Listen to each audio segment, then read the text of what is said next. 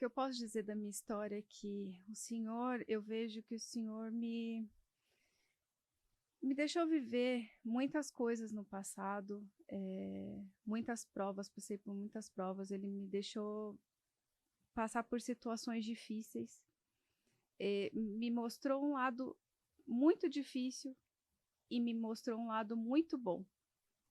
Depois que eu conheci o meu marido, eu vivi coisas que eu jamais poderia imaginar, que eu poderia viver, e que hoje eu vejo o trabalhar de Deus. Mas, em um certo momento da minha vida, eu percebi que se eu não tivesse a presença de Deus para conduzir a minha vida, a minha história, nada faria sentido. Porque quando eu tinha tudo, eu continuava com vazio.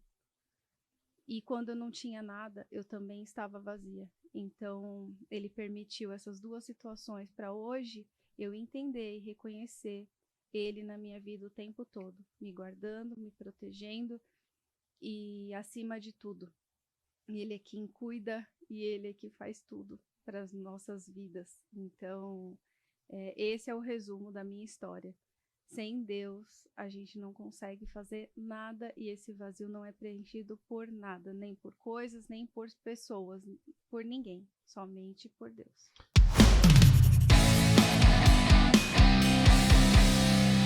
Olá, seja muito bem-vindo ao podcast Eu Sou o Milagre. Meu nome é Emerson Nery e eu sempre estou ao lado da minha princesa. Olá, pessoal, tudo bem? Como vocês estão? Meu nome é Elaine Nery e hoje estamos aqui com uma convidada muito especial para mim, que é a Cláudia. Obrigada. Muito feliz em estar aqui com vocês. Amém. Amém. Eu tenho um recadinho para você. É isso aí, Emerson. Estamos aqui mais uma vez para falar desse produto maravilhoso que é a Santa Ceia. Nós temos 3 tipos, né? Você vai ter só o suco, você vai ter o cálice já com pão matza conectado no cálice, você vai ter o cálice personalizado e você vai ter essa cápsula que você pode colocar o pão que de repente algum irmão fabrica aí na sua igreja. O diferencial da Moriá, sabe qual que é? Nós levamos a ceia até você através do serviço de entrega. Nós temos também óleo da unção. Escaneie aqui o QR Code que vai aparecer na sua tela e nos contate. Teremos enorme prazer em atendê-lo. Olá, pessoal. Estou aqui hoje para falar para vocês da Vidros Magno. Está construindo ou reformando e precisa de um ótimo serviço em vidros e esquadrias? Na sua casa e no seu negócio? Chama eles. Lá você vai encontrar os melhores profissionais e materiais do mercado para fazer exatamente o que você precisa. Eles trabalham com box, trabalham também com o telhado retrátil, telhado fixo, sacada articulada, porta deslizante, vai deixar a sua área gourmet top. Vidros Magnos fazem com amor, por isso fazem muito bem feito. Já estamos de volta. Eita, e aí, Elaine? Muita expectativa para hoje? Bastante. Por isso é importante você se inscrever no nosso canal, compartilhar esse link e dar um like para alcançar o maior número de pessoas possíveis, hein? É isso aí, ó. Lembrando que nós estamos na Tizan, o melhor custo-benefício de Alphaville. E aí, Cláudia, tudo bem? Tudo bem, Emerson? Tá nervosa, Um Cláudia? pouquinho. Que isso, fica tranquila, aqui a gente não morde ainda. Cláudia, Amém. quando você nasceu, a sua família ela era da onde? Aqui de São Paulo mesmo? Daqui de São Paulo mesmo. Qual bairro? No bairro da Vila Sônia, Butantã, Zona Oeste de São Paulo. Conheço, Vila Sônia. Você tem mais irmãos? Tenho 2 por parte de mãe, 2 por parte de pai. Ah, Filha única dos 2. Ah, filha única. Então me fala um pouquinho como foi a tua infância. Então, minha infância não foi muito fácil. Minha infância foi um pouquinho difícil. Meus pais, eles casaram, né? Minha mãe engravidou. Casaram, foram morar com a minha avó e com minha tia. E eu passei um período da minha infância ali, morando com eles. E não deu muito certo, né? Morar junto com família nunca dá muito certo. É complicado. E eles decidiram morar numa casa separada. E daí entrou o álcool na família, na vida do meu pai, o alcoolismo. E minha mãe não soube lidar com essa situação, minha mãe era muito nova. E o casamento deles, infelizmente, não durou muito tempo. E com 7 anos, quando eu tinha 7 anos, eles se separaram. E aí começou uma etapa diferente na minha vida. Até então, até os meus 7 anos, eu tinha os 2 juntos, né? mesmo com tanta dificuldade, ainda tinha os dois juntos ali. Ainda tinha ali a figura da família. A figura da família. E depois que eles se separaram, aí meu pai voltou para casa da minha avó e da minha tia, morar com elas, e eu fui morar com a minha mãe, né? Só que minha mãe não tinha onde ficar. Então, a gente foi morar na casa de da minha madrinha na época, passar um período, que era em Osasco. E lá eu fiquei alguns meses, e daí também não ficamos muito tempo ali, já mudamos para a casa de onde minha avó criou, na casa da minha bisavó, na verdade, né, onde minha mãe foi criada, para morar ali. E ali eu permaneci mais tempo morando com a minha mãe. Dos 7 até os 9 anos, mais ou menos, eu morei ali. Então, com a nesse minha período de mãe. 2 anos, você mudou umas 3 vezes, é isso? Mudei mais ou menos umas 3 vezes, de casa, de escola e de toda a rotina, né? E sem entender nada, né? Passando por várias casas, várias mudanças, e mudanças que não eram muito fáceis, porque minha mãe trabalhava, e eu passava a maior parte do tempo com a minha bisavó ou com a minha madrinha, né? Para minha mãe trabalhar. E, enfim. E aí, nesse período, eu preciso contar um pouquinho da história da minha mãe, né? Minha mãe, ela é filha de um casal que tiveram 6 filhos, na verdade. Acho que foram 6. Ai, se puder. Deu uma bagunçada aqui. Não, vai lá. Mas ela, na última, ela foi a penúltima filha a nascer. E, na ocasião, meus avós já tinham 3 filhas, mulheres. E ela foi a 4ª mulher a nascer. E meu avô queria muito um menino. Então, quando minha avó chegou em casa com a minha mãe, ela foi rejeitada. E meu avô pegou minha mãe e jogou ela na parede. Não quis a minha mãe. E aí ela foi criada com essa minha bisavó para onde nós fomos depois que ela se separou também. Ela não foi criada pelos pais, não então? foi. Ela foi a única filha dos 5. Dos 5. Ela não foi criada pelos pais. Ela foi criada pela avó dela. Avó. E isso estava se repetindo com você também? Estava se repetindo comigo também. Porque, na verdade, acabei sendo criada com a minha bisavó esses 3 anos aí, né? E daí começou uma outra parte da história. E como era o relacionamento com o seu pai nessa época que eles já eram separados? Então, eu via meu pai esporadicamente. Uma vez por mês, a cada 20 dias, eu ia visitar meu pai, minha avó, passava o final de semana e voltava para casa. Não tinha o acesso que tem hoje em dia, telefone, fácil acesso, não tinha esse contato, né? Então, era difícil ver meu pai, não via muito.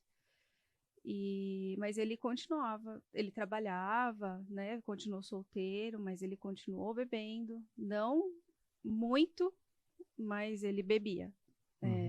Não bebia todos os dias, bebia finais de semana. E era próximo, assim, de onde você morava? Meu pai, eu morava no Taboão, meu pai morava no Butantã, não era tão distante. Mas daí, o que aconteceu? Minha mãe conheceu uma pessoa nesse período que eu estava morando com a minha bisavó, quando eu estava com uns 9 anos, mais ou menos, e ela engravidou dessa pessoa. E ela falou para mim, filha, eu tenho algo para te contar. Você vai ter um irmãozinho. Eu vou ser mãe de novo. E aquilo foi uma alegria muito grande para mim, porque eu ficava muito tempo sozinha. E eu pensei assim, agora eu vou ter uma pessoa, um irmão, para fazer companhia para mim, né? Para ficar comigo. Mas aí mudou toda a história, assim, de uma forma, porque eu fui morar lá na Zona Norte. Nossa! Com uma pessoa que ela conhecia fazia 2 meses. E que ela, na verdade, ela encontrou aquela pessoa que ela imaginava, né? Que fosse ela idealizou uma pessoa. Hoje eu entendo que era a falta, né, do pai, da mãe, aquela coisa de família. Ela sempre teve aquela falta do convívio familiar. Familiar. E ela queria encontrar isso de alguma maneira, né? E daí ela encontrou essa pessoa, conheceu essa pessoa e prometeu mundos e fundos para ela. Em 2 meses ela engravidou e a gente foi morar na Zona Norte, numa casa muito pequena, no fundo de uma casa, assim, um corredor comprido, uma casa muito úmida. Eu lembro daquela casa. Mudou completamente a minha vida. Não que eu vivia num lugar maravilhoso, não, mas era bem aconchegante onde eu morava. E onde eu fui, era um quarto úmido, um banheirinho para dividir para nós ali, um quarto que não tinha privacidade, não tinha porta, sabe? Foi o extremo, assim. Foi uma decepção, acho que para ela também, porque ela não imaginou aquela situação. E daí começou também, o alcoolismo entrou ali na vida do meu padrasto. Ele começou a beber muito, muito, muito. E eu acredito que não era só álcool. A gente imagina que também tinha droga ali no meio.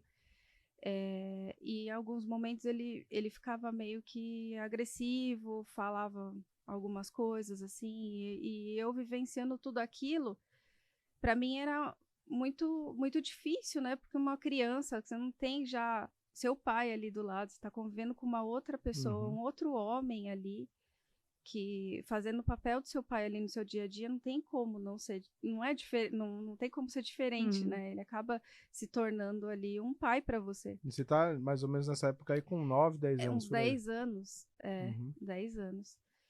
E daí, enfim, foram acontecendo essas coisas, álcool e brigas, e minha mãe decepcionada com aquela situação, morando naquela casa muito ruim mesmo, gente. E aí meu irmão nasceu, né? Minha alegria era meu irmão, porque aí eu tinha meu irmão para cuidava dele, ia para a escola, minha mãe trabalhava, cuidava das coisas de casa, enfim. Só que aí teve um episódio, com quase 11 anos, eu tava querendo ir numa festa, coisa de criança. Eu queria ir para uma festa, acho que era um casamento que minha amiga tinha convidado, e eu sentei na porta da cozinha da casa, não era nem no portão da rua, era na porta da cozinha, antes tinha um corredor. Sentei ali e comecei a chorar, que eu queria ir para a festa. E nisso ele já tinha bebido, ele estava muito bêbado, estava embriagado. E ele ficou nervoso comigo. E ele me pegou pelos braços, chacoalhou meu braço, me jogou na cama. E aquele dia foi a primeira agressão que ele teve, né? Contato de agressão comigo. E eu olhei para os meus braços assim, eu falei, nossa, toda roxa, chorava de soluçar, porque ali eu sentia que eu não tinha ninguém me protegendo. Eu não tenho ninguém para me proteger. Meu pai está longe, minha mãe está aqui, de certa forma, ela está apoiando essa atitude dele, porque eu olhava para minha mãe, ela estava em silêncio olhando aquela situação toda e ela não tinha nem reação. Ela não tinha reação, ela já estava grávida do segundo filho, um barrigão enorme.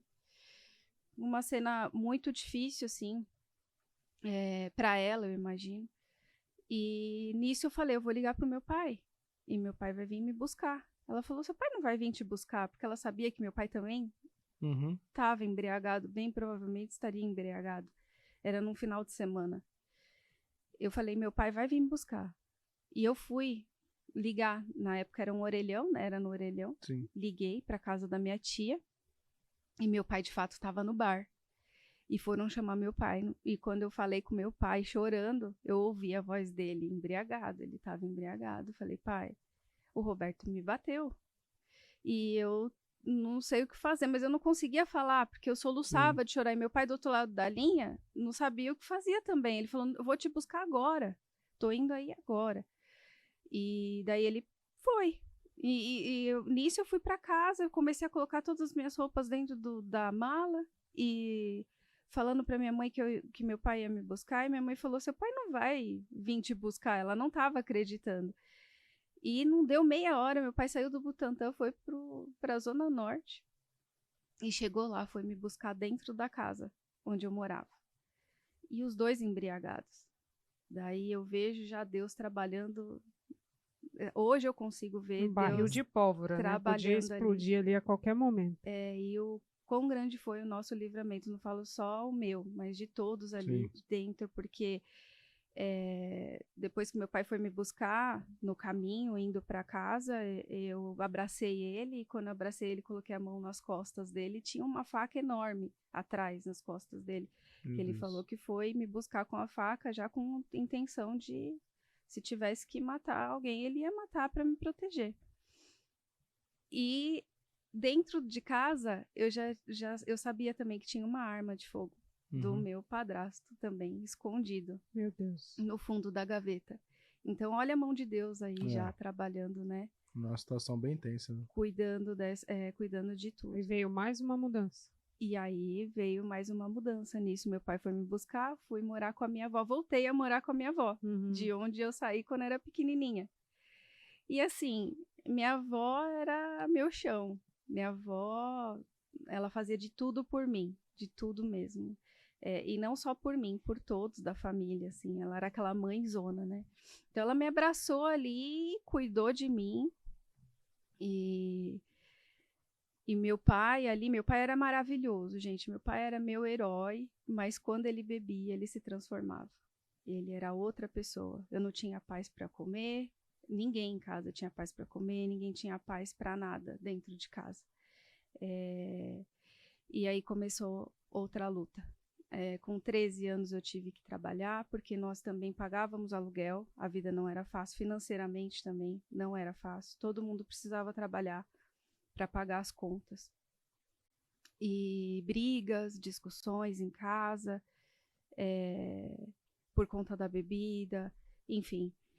Comecei a trabalhar, conheci uma pessoa. Comecei a namorar com 14 anos. Foi assim, na sequência. Pá, pá, pá, pá, pá. E aí eu vi as coisas acontecendo de novo. Hoje eu consigo ver as coisas acontecendo como aconteceu com a minha mãe. Eu me sentia sozinha, não tinha uma base, uma estrutura familiar boa, né? O pai e a mãe ali junto, me botando para frente. Não, eu tive que trabalhar, tive que fazer as coisas sozinha, e pai alcoólatra, enfim, vários problemas acontecendo, e eu queria sair daquela situação. Eu não queria ficar ali, por mais que eu amasse minha avó, minha avó era minha mãe, minha paixão, ali estava ali o tempo todo comigo, cuidando de mim, mas eu queria sair daquela situação. Ali não estava sendo saudável, né? E eu encontrei essa pessoa que é o pai da minha filha, né? Acabei tendo acabei casando com ele. E hoje eu vejo que, assim, eu estava buscando nele aquilo também que estava faltando em mim. E aí foi o meu erro, né? Porque a gente não pode buscar na pessoa aquilo que falta, né? A gente tem que completar, um completa o outro. Hoje eu vejo dessa maneira. E não tinha maturidade, eu tinha 19 anos quando a gente se casou, acabei engravidando. Foi um relacionamento longo, dos 14 até os meus 19 anos, quando eu engravidei da minha filha. E fui morar com ele. E a vida continuou sendo difícil. Tinha que trabalhar também, trabalhei a minha gravidez inteira. Foi uma gravidez bem corrida, porque assim, trabalhava longe de casa, trabalhava 40 minutos de casa, então eu ia andando 40 minutos grávida, fazia trabalho de Esse banco. parto foi fácil, né? Porque caminhada Elaine, não faltou. Essa foi a parte boa de fazer tanto exercício. Caminhava 40 minutos para ir até o trabalho, do trabalho, voltava 40 minutos, ainda fazia serviço de banco, enfim. E nisso eu fui levando até eu conseguir segurar o máximo possível a gravidez, porque naquela época eram 3 meses de licença maternidade, né? E daí eu fiquei até 10 dias antes da minha filha nascer, eu consegui segurar a gravidez e foi bênção. Eu tava analisando aqui porque fica difícil até de interromper, né? O que a Cláudia tá falando, assim, porque toda essa situação ela teve uma origem, né? Que é a falta da base da estrutura familiar, né? Sim. E como que tava a sua cabeça, assim? Como que você passou por essas fases, assim? Quando, na separação dos seus pais, você tinha 7 anos e tal. Eu sei que talvez você não tenha muita lembrança, mas qual o trauma ficou algum trauma, alguma coisa que você percebeu que se revelou depois, né, durante a sua vida, dessa época aí? Olha, ficou o trauma do álcool, né? Que estava presente e da falta de alguém, de me sentir sozinha. Eu só me sentia sozinha o tempo todo, porque eu não tinha para quem correr para contar os meus problemas do dia a dia. Então, acho que a falta de ter alguém ali para me ouvir, né? Acho que foi o maior trauma, assim. Entendi, porque tem algumas pessoas, elas procuram preencher, por isso que eu acho que assim, na sua situação foi um pouquinho até mais complicado. Por quê? Algumas pessoas, elas procuram preencher, a gente já entrevistou aqui várias pessoas que passaram por vícios, e elas preenchem essa falta de estrutura familiar com algum vício. Só que no teu caso, o próprio vício já era alguma coisa que você falava, meu, esse caminho não é o correto. Exatamente, exatamente. Você já tinha essa consciência em relação ao álcool? Eu já tinha, eu não queria aquilo, não queria, eu queria, e eu queria algo totalmente diferente, foi por isso que eu fui buscar, na verdade eu me encontrei com o pai da minha filha para tentar formar uma família, para não ser igual, né, a minha estrutura, a minha base lá do passado, eu não queria inserir dentro da minha família.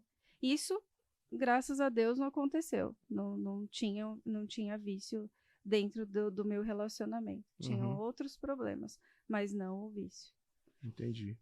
Elaine, eu que vou me conectando com algumas coisas que ela vai falando. E, infelizmente, essa história que ela viveu é a realidade de muitas meninas, né? De muitas crianças. Porque hoje o índice de separação dos casais continua muito alto e existem várias crianças na mesma situação que você, né? Vivendo isso daí. Eu tenho uma filha do primeiro casamento também. E quando você falou assim, quando seus pais se separaram, você tinha 7 anos de idade, a mesma idade que a minha filha tinha. E aí uma vez a gente conversando, eu perguntei para ela como que era na escola, assim, tipo, a questão da família, o que ela percebia com as amiguinhas dela, enfim. E ela falou que, assim, 70% dos pais que estavam, 70% das crianças que estavam ali na sala dela, os pais estavam separados. E bate mais ou menos com essa idade que você está falando. Né? Mas é isso. E a minha referência de família era a família da minha tia, das minhas primas, que moravam perto da casa da minha avó. Quando eu voltei a morar, né, na Vila Sônia, eu vivia mais na casa das minhas primas, com elas, da minha tia, do que em casa, assim, né, na infância, assim, na parte ali antes de começar a trabalhar. E eu via meu padrinho, minha tia ali, minhas primas, uma família feliz, né? Com estrutura, com base, pai, mãe, os filhos ali. Eu não tinha isso. Chegava em casa, era briga, era bebida, era discussão, só tormento, sabe? E eu olhava aquela situação e falava, não é isso que eu quero. E até hoje, eu lembro da minha tia, dos cuidados, né, dela como dona de casa, e eu me inspiro nela até hoje, do que é ter uma família, de como é uma família. E isso te gerou amargura, alguma coisa assim? Em algum momento você deve ter tido um questionamento ali, né? Elaine, Deus, por que eu? Eu questionava muito Deus. Você se sentia culpada?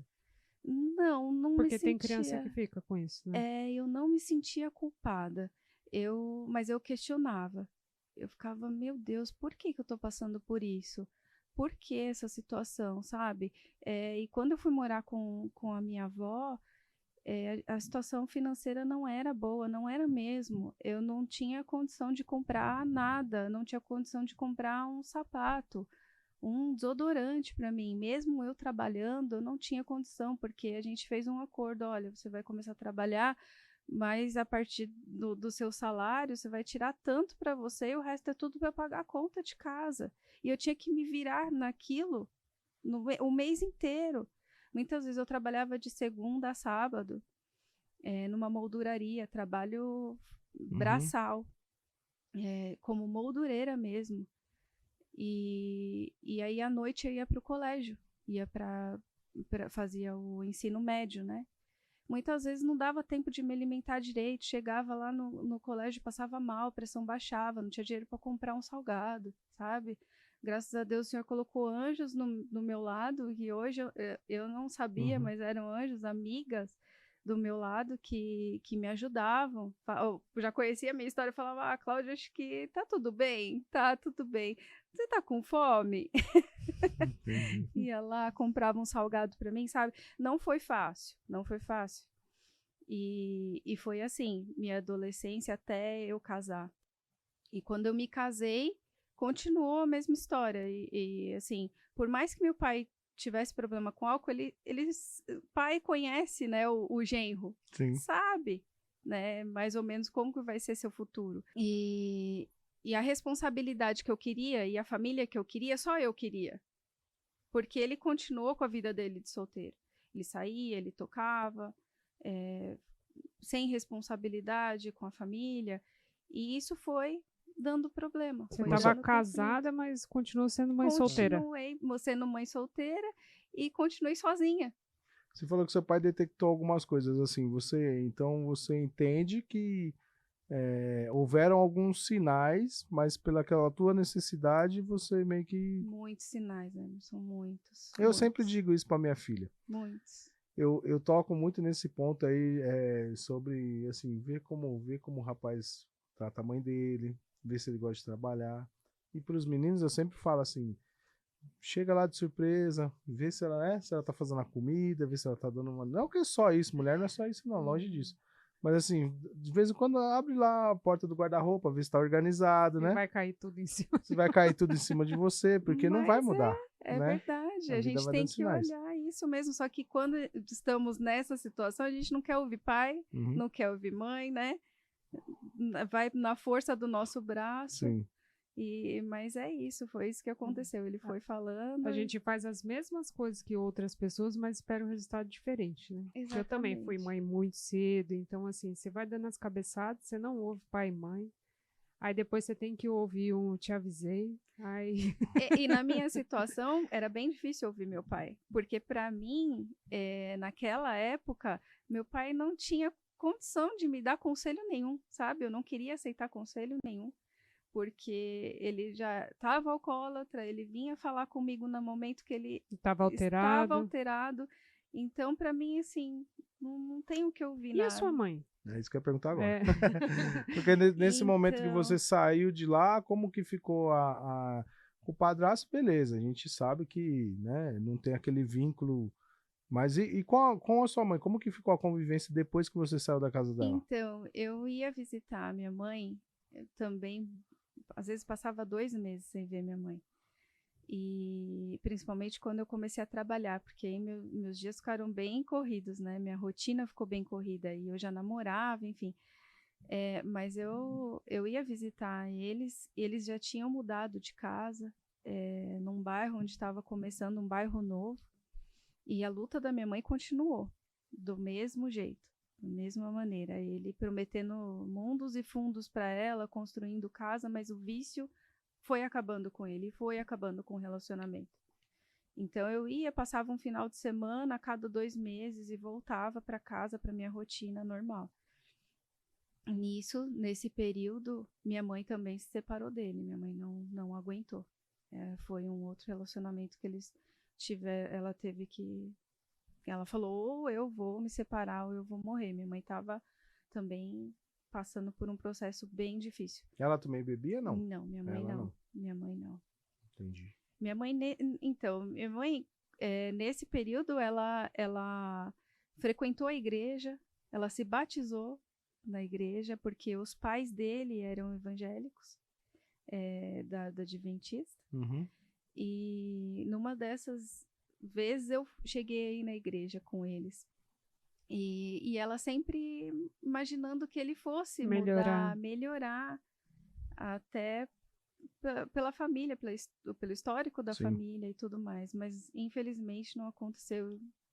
E aí agora vamos voltar um pouquinho pro teu relacionamento. Ele durou quanto tempo? Olha, meu relacionamento de casada Foi dos 19 até os 25 anos, mais ou menos, 26. E aí a tua filha tinha quantos anos no momento dessa separação? Então, minha filha, quando eu me separei do meu ex-marido, ela tinha 7 anos. Oh, Jesus. Tudo Olha. se repetindo. Tudo se repetindo. E como que você, como mãe, como que você ficava nessa situação, sendo que você passou a mesma coisa lá atrás? Emerson, foi muito difícil para mim, porque eu sempre falei assim, eu não era cristã, mas eu sempre falei com Deus, eu não quero que minha filha passe pelo que eu passei. Então, eu aguentei muita coisa, passei por vários processos durante o meu casamento, pensando nisso, eu não vou deixar minha filha passar pelo mesmo problema. E quando aconteceu isso, que eu não conseguia mais suportar aquela situação, falei, meu Deus, não vai ter jeito. E eu buguei. Naquela época eu buguei, eu não sabia o que eu fazia. Se eu saía, se eu não saía por conta disso, por conta do meu trauma do passado. E eu saí de casa, né? Me separei. Na verdade, não foi um casamento, só me juntei quando eu engravidei dela. E fui morar em outro lugar, né? Num apartamento com ela, trabalhava, né? E daí eu conheci meu atual marido. A gente... Glória a Deus. Glória a Deus, tudo mudou. Agora da segunda casa é melhor que a primeira. Glória a Deus. Tá todo mundo no mesmo barco aqui. Mas aí não foi tão fácil por minha cabeça, porque eu tinha medo de colocar um outro homem na minha vida, por conta da minha filha. Você também era assim, Helene? Oxe. Era. Não, porque a gente vê um monte de desgraça por aí, né? Muitas, e tudo que eu passei. E meu pai sempre falou assim pra mim, assim, igual eu te falei, né? Não faça a mesma coisa que as pessoas esperando um resultado diferente. Não, se aconteceu com outras, vai acontecer a mesma coisa com você. Então eu sempre tinha isso na minha cabeça, né? E você ouve tantas histórias de padrasto, que eu sempre ficava com aquele receio, né? E assim, eu não tenho o que falar do meu padrasto, assim, ele também era uma ótima pessoa. Eram pessoas maravilhosas, tanto meu pai quanto meu padrasto. Quando estavam são, né? Quando estavam são. Nossa, mas quando bebia, se transformava em outra pessoa, era outra pessoa. E então eu tava com medo de repetir isso na vida da minha filha também. Mas meu marido entrou na minha vida, o meu atual marido, graças a Deus. E ele falou, vou fazer diferente, confia em mim, eu vou fazer diferente. Eu contei todos os meus traumas, contei tudo para ele, falei para ele, eu não quero que minha filha passe pelo que eu passei. Eu não tive uma estrutura, uma base para fazer uma faculdade, para conseguir estudar, eu só trabalhava para pagar conta, para sobreviver, né? E ele falou, confia em mim que vai dar tudo certo. Tá chegando a virada aí. Tá chegando a virada. Então, peraí, segura só um pouquinho, porque eu tenho um recadinho pra você. Pessoal, tô aqui pra falar da Formen by Amarilis, a melhor loja de roupa masculina que você vai encontrar, com certeza. Eles estão localizados em Santana do Parnaíba e Pirapora do Bom Jesus, mas fornecem através de entregas para todo o Brasil. Então, aqui tá o QR Code, você entra lá, pode pesquisar, top nos sapatos, couro legítimo, você vai se surpreender. Olá, eu vim aqui falar para você da Boutique Amarilis. Fica localizada lá em Santana do Parnaíba e também tem uma outra unidade que é em Pirapora do Bom Jesus. É uma loja que eu adoro, faço uso das roupas de qualidade para todas as idades e tamanhos. E eles estão agora com uma coleção nova de alfaiataria de linho, já para o verão aí 2024. Vocês precisam conhecer a boutique, vai lá, conheça a Leude, o David, tenho certeza que vocês não vão se arrepender. Boutique Amarilis. Já estamos de volta. Eita, Isso aí, pessoal. O que o pessoal tem que fazer, Helene? Compartilhar, curtir. Comente também bastante aí e se inscrever no nosso canal, hein? É verdade. E aí, então, aí chegou o maridão. Como é que é o nome dele? Tony. O Tony. O Tony chegou. Ah. E graças Ó, o a brilho Deus. até mudou. Olha o sorriso na cara O Senhor da foi Cláudia. bom, o Senhor foi bom Comigo também. Foi maravilhoso. Comigo Deus é também. bom. E eu sempre brincava, mesmo antes de conhecer o Emerson, eu não era cristã, e eu sempre falava para minhas amigas assim, eu só caso, porque eu também não tinha sido casada, se for com crente. E eu sempre falava... Profetizou. Deu certo, né? Deu. Glória a Deus. E aí o Tony chegou, como que era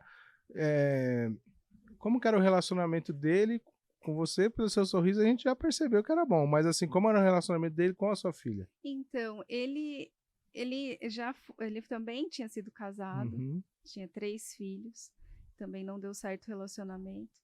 E quando ele entrou na minha vida, ele entrou assim, de uma maneira de cuidar mesmo, sabe? Era tudo que eu buscava, que eu sempre busquei, aquele cuidado, o homem mesmo, né? O sacerdote da casa, que eu nunca tive, sabe? Vou cuidar de você, vou cuidar da sua filha. A minha vida foi transformando assim, foi mudando completamente, e eu falava, não, eu tô vivendo um sonho. É mentira isso como tudo. Como foi para você, né, essa mudança de hábito? Porque até então a gente é pai e mãe, você toma todas as suas decisões, você não dá satisfação para ninguém, e de repente chega uma pessoa na sua vida que você precisa ali compartilhar. Existem muitas pessoas que passam por conflitos, né? A gente passou por bastante conflito, tanto ele quanto eu, porque minha filha sempre foi muito apegada, ela era muito grudada até hoje em mim, né? E era uma só, nós duas, e entrou uma outra pessoa, então foi difícil para ela receber ele, e ele também aceitar essa situação tão, assim, de ser tão unida, nós duas, para tudo. Porque ela já tinha quantos anos agora? Ela tava com 7, 8. Foi certo, foi próximo. Foi próximo. Então foi difícil para os dois, e eu no meio disso tudo, tentando, né, ficar ali equilibrando os dois lados. Não foi fácil, não.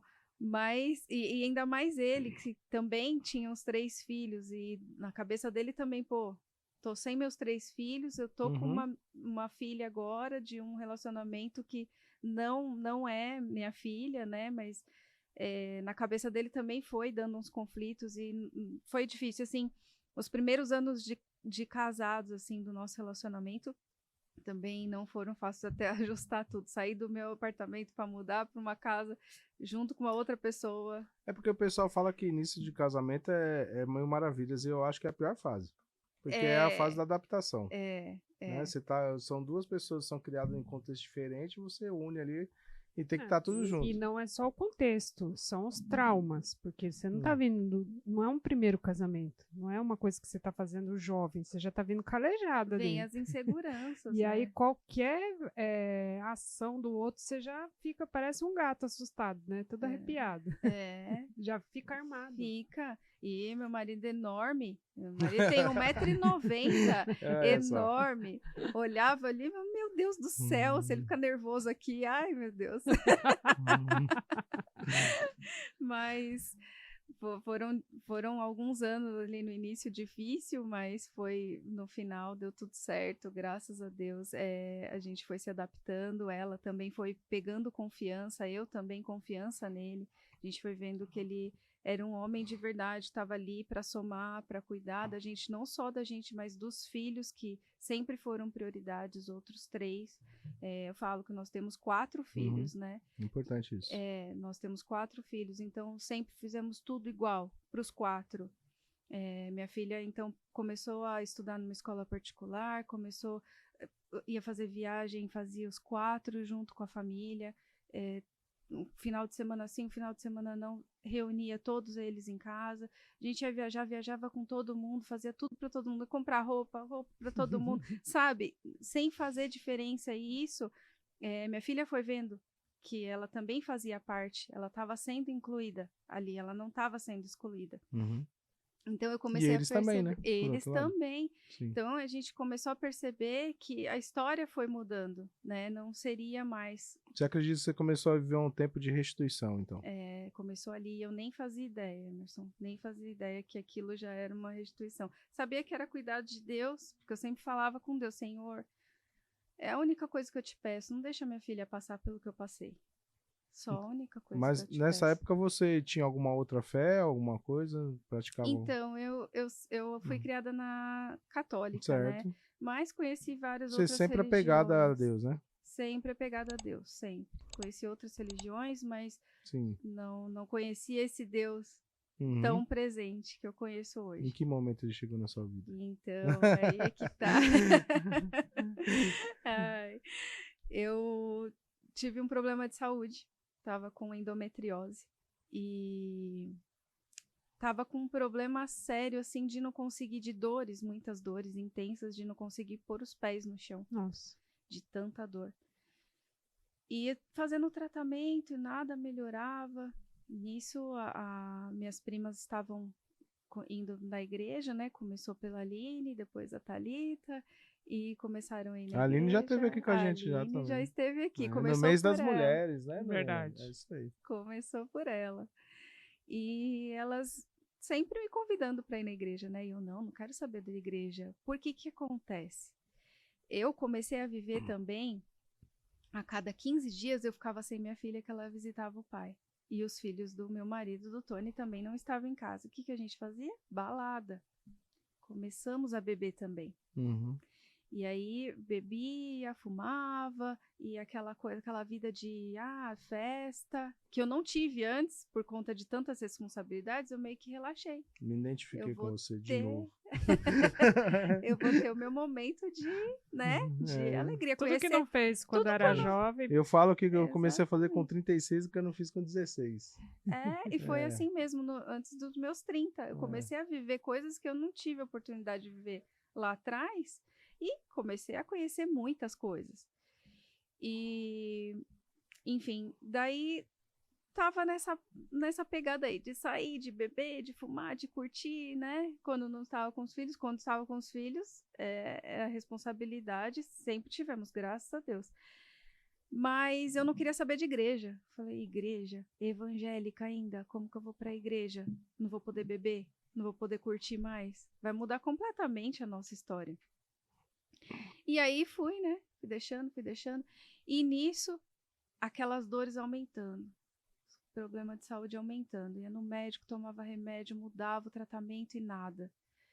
Daí, teve uma quinta-feira que eu falei, eu estava com uma cirurgia marcada, o médico falou, não tem jeito, sua endometriose, ela pegou todo o seu útero, trompas, e na minha ressonância magnética tinha pontos de endometriose no meu intestino também. Nossa, isso causa uma dor intensa, né? Muita dor, muito sangramento, muita dor mesmo.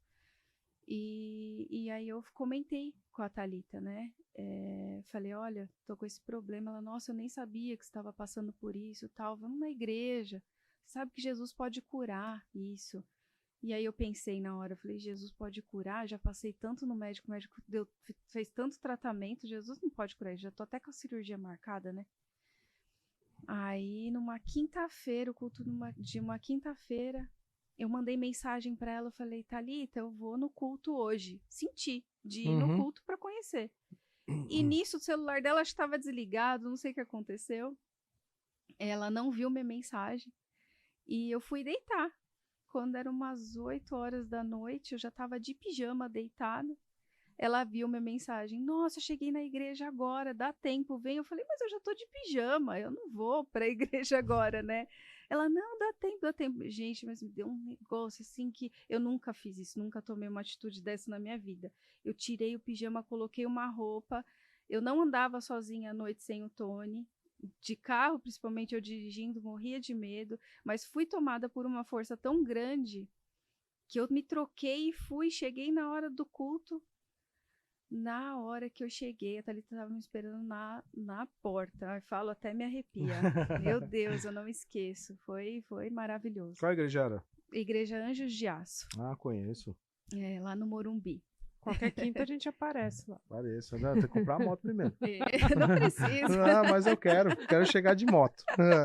Amém. E aí eu cheguei lá, quando eu desci as escadas, estava no louvor. Foi o primeiro encontro que eu tive com Deus ali. Foi maravilhoso, inesquecível. O Espírito Santo me tomou de uma forma ali que eu chorava tanto que eu não sabia o porquê que eu estava chorando tanto. Assim, uma paz, um vazio que eu tinha no coração, aquele vazio. Vocês conhecem, né? A gente vai encher com outra coisa. Com muito líquido. E Mas eu sei o ali, que você tá falando. ali eu senti uma paz tão grande. E aí eu tinha, antes de sair de casa, eu falei, Tony, vou pra igreja. Ele, você vai pra igreja? Eu falei, vou. Eu tô indo, vamos? Ele, não, eu não vou pra igreja. Aí eu falei, tá bom, então eu vou. E fui e tive essa experiência. Quando eu cheguei transbordando. Eu queria passar o que eu senti pra ele, eu queria que ele também sentisse aquilo, né? Eu falei, eu fui na igreja assim, assim, assim. Ele, tá, né? Não quero saber. E aí começou o meu problema dentro de casa com ele. Porque ele falou, não quero saber de igreja. E eu comecei a ir, porque quando você vai, você tem um encontro com Deus, você não consegue parar mais, você quer mais e mais e mais, né? E aí eu comecei a compartilhar e ele não queria saber, ele falou assim, olha, a gente tá criando um Y na nossa relação, desse jeito. Você tá indo para um caminho, eu tô indo para o outro, não quero isso. Ele tinha acabado de fazer uma obra em casa, uma reforma em casa, ele fez um bar em casa, no fundo de casa, para receber os amigos. Nossas festas em casa começavam na sexta-feira e até domingo, virava a noite, bebida, enfim. E ele não queria mudar aquilo, tinha acabado de fazer a obra para a gente fazer essas festas em casa. E eu pensando, meu Deus, como que isso vai mudar? Como que o Senhor vai transformar essa situação, né? E aí, num dos cultos, Deus falou, através do pastor, falou, olha, fique em paz, que eu tenho promessa para sua casa, para sua família. Amém. E assim eu fiz, com orientação dos meus pastores, da minha pastora, pastora Vivi, pastor Roque. Me orientaram, falaram, olha, não fala nada sobre igreja, não fala nada sobre Deus com ele. E ele a ponto de se separar de mim. E eu pensei, poxa, agora que eu tenho uma família, que eu tenho uma estrutura, que eu, né, sei o que é uma família, por conta de Deus, por conta da igreja, vai separar? Não, eu não aceito isso. E aí, com a orientação dos meus pastores, entrei em guerra espiritual, comecei a orar pela vida dele. Comecei a declarar bênção sobre a nossa casa. Amém. E fui declarando onde tinha bar, onde tinha bebida, fui declarando a presença de Deus ali. E eu falava, minha casa, a minha família serve a ti, Senhor. Então, eu não autorizo esse tipo de coisa dentro da minha casa. Não vai haver separação. Vai ser bênção, enfim. Muita oração, muito jejum. E numa desse processo todo aí, eu acabei nem contando da minha experiência da cirurgia. O primeiro contato que eu tive com Deus também, assim, dele falar muito forte comigo, foi no dia que foi marcada a cirurgia. Eu fui lá e eu estava me preparando para entrar no centro cirúrgico. Como se fosse uma voz falando assim no meu coração, fica tranquila que sua cirurgia vai ser rápida, porque minha cirurgia, o período da cirurgia era de 4 a 6 horas de cirurgia, e a equipe preparada toda para a equipe de cirurgião clínico, para parte do intestino, que eles estavam preparados para tirar parte do meu intestino. Ia ser uma cirurgia grande.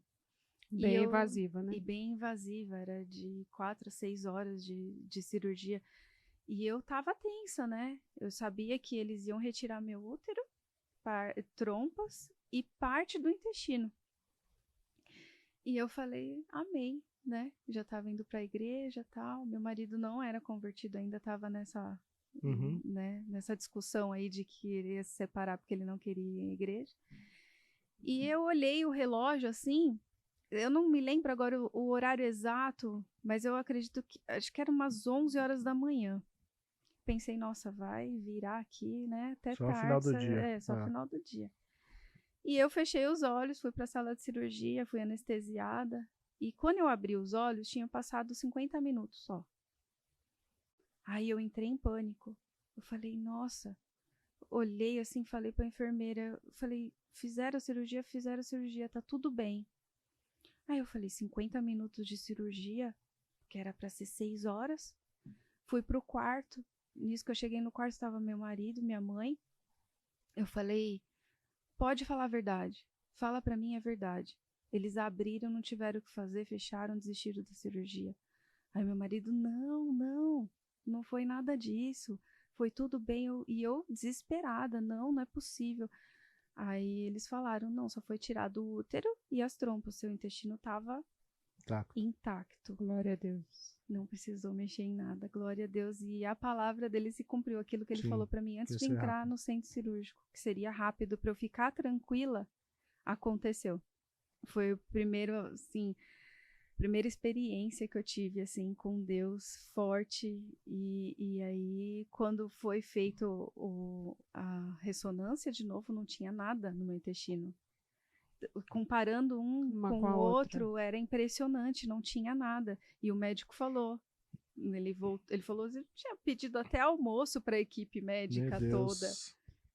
E isso causou algum impacto nele? Porque não é possível ter uma experiência dessa. Elaine, ele na época, ele falou assim, claro que não foi nada disso, o médico que é bom, que a gente contratou um médico bom, sabe? Aquelas coisas que o homem faz, cético, não é Deus que faz, né? Se não fosse o médico, seria sido de outra maneira, enfim, não acreditava. Não acreditava. Foi na igreja, mas não acreditava. Eu só quero aproveitar um gancho que você falou. Você falou dos seus pastores, pastor Roque e pastora Vivi. Então, da sabedoria que eles tiverem te orientar, porque muita gente acha que para você evangelizar o pessoal da sua casa, você tem que estar lá insistindo, tem que colocar um louvor alto para o cara ouvir o tempo todo. E na verdade, eu acho que o grande segredo que tem de você conseguir evangelizar a tua casa e realmente viver a promessa que a sua casa vai servir o Senhor é você ser um Cristo dentro de casa. Verdade. Né? Através das suas atitudes, através do que você é fora da igreja. Exatamente. Não do que você é dentro da igreja ou querer levar a igreja para na sua casa. Exatamente, né? Então, Emerson. acho que esse que é o ponto, né? Então foi muito sábio a orientação que você recebeu. Foi. Porque a gente é a Bíblia que as pessoas vão ler, né? Exatamente. Tem muitas pessoas vão ter só o contato com a gente. Então, qual é a Bíblia que ela está lendo através de você? Exatamente. Isso é muito importante. O bom testemunho, né? E foi assim que meu marido foi vendo a minha transformação. Porque eu era uma pessoa, assim, ciumenta, briguenta, o tempo todo, pegando baixinha, no pé dele. Tá baixinha, muito. E as inseguranças do meu relacionamento passado também. E assim... Ele foi vendo a minha transformação. E ele fala hoje, foi através do seu testemunho, da sua mudança, que me despertou a curiosidade de conhecer esse Deus, de conhecer a sua igreja, de ir lá e ver essa transformação. E foi assim que aconteceu. Porque não tem como você ter a presença de Deus e não ser transformado. É verdade. Não é? E a gente tem que ter essa sabedoria. E meus pastores foram muito sábios em falar. E eu tô curioso, e aí, como que foi? Então, ele pediu para ir pra igreja ou não? Não, então, ele foi, quando eu falei para ele, olha, eu quero ir lá, né, para pedir oração antes da minha cirurgia, esse foi o primeiro contato na igreja, ele foi lá, ficou lá e orou, né, meio que respeitou aquele meu momento, voltou para casa, tudo bem. Fiz a cirurgia, continuei indo esporadicamente para a igreja, por conta dessa situação, porque eu também precisava ser sábia, não podia me enfiar na igreja e deixar meu marido, eu estava lutando por ele, né? Não podia ir para a igreja e esquecer que eu tinha um problema em casa também com ele. E aí, uma semana antes do meu aniversário, em 2019, o pastor falou, olha, nós vamos pro monte orar sexta-feira. Eita, agora. Aí eu falei, poxa, eu nunca fui no monte, aí acho que eu vou, né, aproveitar que é meu aniversário e vou falar pra ele, né? E foi assim que eu fiz. Eu falei, amor, sexta-feira, nessa semana é meu aniversário, sexta-feira o pastor vai no monte, eu queria muito conhecer, mas eu não quero ir sozinha, porque eu tenho medo de dirigir à noite, tem que pegar Raposo Tavares e tal, né? E é tarde, normalmente 10, 11 horas da noite. Você pode ir comigo? Aí ele, eu vou, é presente de aniversário, eu falei pra ele, presente de aniversário, eu vou. Então tá bom, combinado assim, né? Passou, isso foi numa segunda-feira, falei com ele. Quando foi na quinta-feira, ele falou assim, então, eu vou com você lá no monte, mas você vai dirigindo, porque na sexta vai ter churrasco lá no trabalho e eu vou beber. Eu falei, misericórdia, Senhor, como que ele vai pro monte? Ele vai beber? Ele vai beber? Como que vai fazer? Eu, com medo de dirigir, eu falei, não, eu vou dirigindo, vou, e ele vai junto. Deus vai na frente. Deus vai na frente, exatamente. E nisso, entrei em jejum e oração. Já estava em jejum e oração, mas naquele dia, o Senhor falou comigo, hoje é o dia. Hoje é o dia, entre em jejum, entra na minha presença. E assim eu fiz. E sabendo, se fosse antigamente, eu pensava assim, né? Eu ia pensar, ele tá lá bebendo, imagina que eu vou ficar aqui sem comer em jejum, orando pela... Jamais, E só ele comendo e Deus, bebendo. comendo, bebendo, se divertindo. E eu tava ali, ó, na batalha ali, ó, orando, jejuando. Ele chegou em casa e eu em paz. Aí, e aí, tá pronta? Eu falei, tô pronta, vamos. E eu avisei meu pastor, eu falei, pastor, meu marido disse que ia beber. Ele falou, venha como estás. E assim foi. Entrei no carro, coloquei um louvor e fui dirigindo. Só Deus sabe o nervoso que eu tava de dirigir até aquele monte, aquele dia.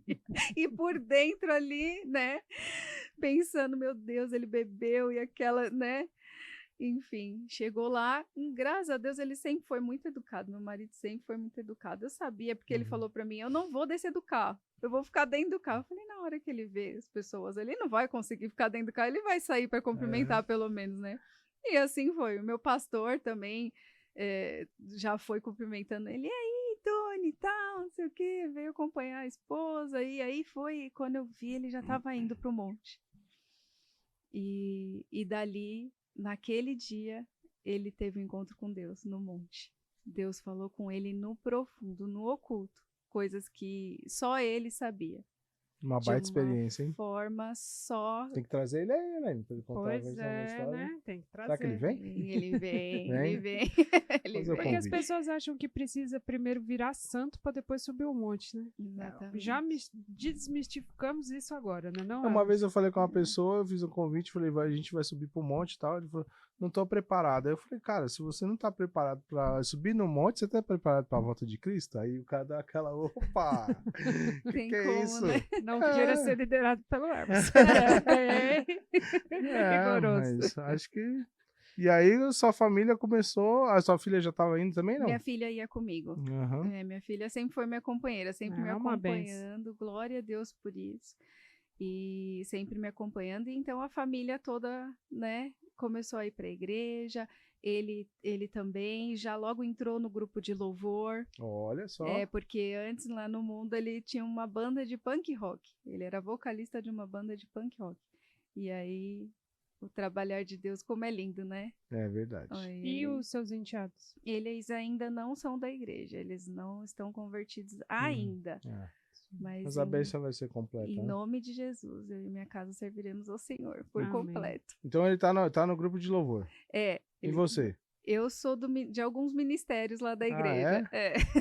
Ministério de intercessão, Ministério Infantil, Ministério da Recepção. Um pouquinho de cada coisa. Precisou tá lá. Precisou tá lá. E eu conheci ela num projeto, né? Que você começou na pandemia. Isso. Que elas faziam o devocional. Então, peraí, só um pouquinho. Eu tenho um recadinho pra você, porque na volta elas vão falar como que é esse projeto. Pessoal, hoje eu tô aqui para falar do Grupo FTS, Olha, o Grupo FTS ele é especialista em cabeamento estruturado, instalação de câmera, automação da sua casa. Você vai comandar todos os equipamentos, todos os seus interruptores, acender e apagar a luz por comando de voz através da Alexa. Então, ó, para contratar o Grupo FTS, mira aqui no QR Code e fala com eles através do Instagram. Já estamos de volta. O que tem que fazer, dona Elaine? Se inscreva no nosso canal, compartilhe esse link e É. dê um like aí. Meu- E comente também, meu deixe seu Deus. comentário aí. Depois vai ter o resumo no final, né? Porque Vai. aqui foi... A convidada, ela chegou aqui com um monte de história Coleção aqui. de testemunha. Coleção de testemunha aqui. E aí, me fala um pouquinho desse projeto que vocês participam, que começou na pandemia. Isso, na pandemia, eu senti muito de buscar mais, né, a presença de Deus na leitura e eu pensei assim, sozinha, né, talvez compartilhar esse devocional e eu senti Deus falando novamente comigo. Convida suas primas. Na verdade, a minha prima e minha cunhada, minhas duas primas e a minha cunhada, para fazer esse devocional com vocês. Mas o que eu tenho com vocês não é só para vocês. Amém. É um treinamento para muitas mulheres que virão. E nisso eu falei para as meninas aceitaram na hora, a gente orou muito, né? E começamos esse projeto nós quatro. Todos os dias, no mesmo horário, a gente começou a fazer a leitura de um devocional, começou pela Bíblia, e foi um aprendizado mesmo, porque até entre nós quatro era uma vergonha, uma timidez, sabe, de falar das coisas de Deus, um temor, assim, e isso foi nos preparando. Depois de um ano e pouquinho, a gente abriu para mais duas amigas, e aí o Senhor foi ministrando para a gente abrir para muitas mulheres, e assim vem acontecendo. Muitas mulheres mesmo, hoje, em 5 meses, foram agora estamos com 106 mulheres no grupo Nossa. de devocional todos os dias. E quem está assistindo pode participar? Então, nossos encontros são pelo Google Meet, né? Uhum. De segunda a sexta-feira, das 8 às 9. E 9h10, 9h10, 9h15. 9h20. Para todas as mulheres que quiserem, é só acessar Devocional Manas. Devocional Manas. Devocional Manas. Essa página tá onde? No Instagram. No Instagram. Isso aí, se quiser entrar. Isso, a gente vai deixar aqui embaixo o arroba certinho. Amém. Aí o pessoal entra em contato, porque eu acho que é muito importante, né? Muito, Vocês estamos têm vivido aprendendo. muitas experiências lá. Muitas experiências, estamos aprendendo todo dia. E é só pra mulher. Só pra mulher. Aí fica todo mundo mais à vontade, né? Só pra mulher. Os mano pode fazer depois também. Sim, isso aí, é devocionar os mano. Né? É isso. Eu acho que ficaram várias chaves hoje aqui, né? Sim. Ficaram várias chaves. Cláudia, eu queria fazer uma pergunta para você, que é uma pergunta de praxe nossa, né? A gente antigamente dava 1 minuto, agora a gente tá passando um pouquinho mais, hein? Se você pudesse resumir a tua história, como que ela seria? Você contando aqui para essa câmera aqui, ó.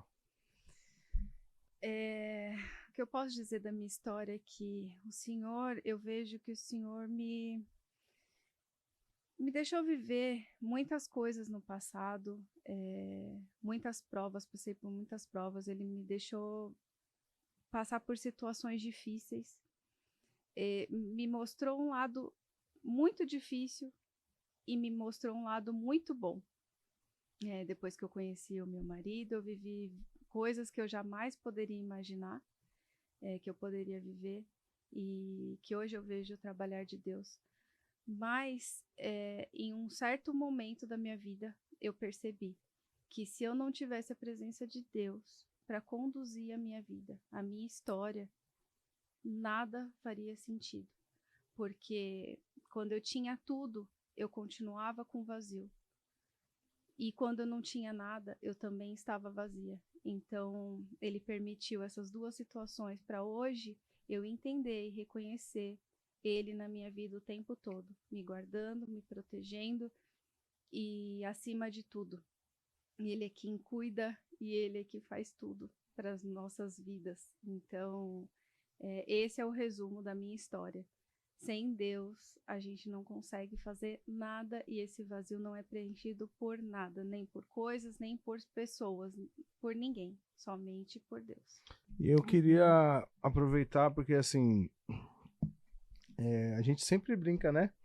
Que assim, a gente, lógico que os números, quanto mais pessoas assistirem, evidencia o bom trabalho.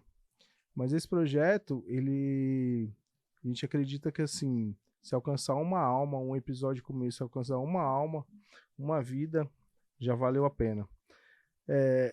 Só que a sua história é engraçado, porque eu me conectei em várias partes, e acho que é o episódio 36 hoje, se eu não estiver enganado, e de uma maneira que nenhum dos episódios anteriores me conectou. Por quê? Muito do que você falou, eu estava vivendo o outro lado. Eu estava sendo o cara que bebia, eu fui o cara que se separou. Então, assim, eu acho que um pouco desse episódio também é para mim.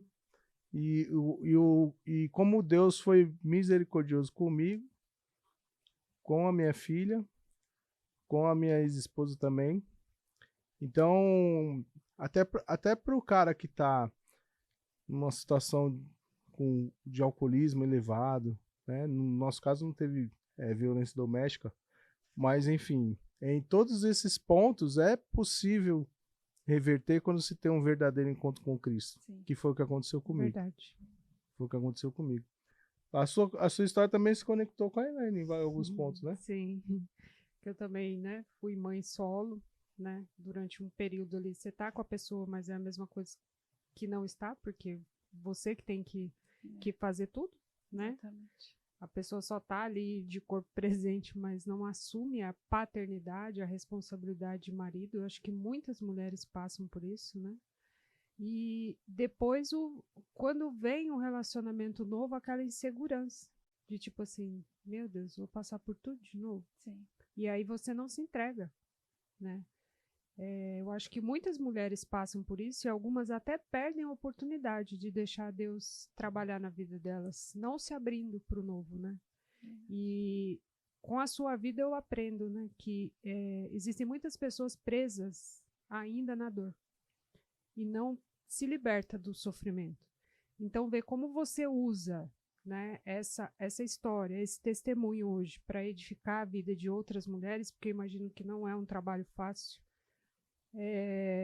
Está ali diariamente, né? A gente até brinca, fala, nossa, faz uns dias que eu não entro, falo, que falta que faz. A gente sente, porque preenche mesmo, o dia começa diferente.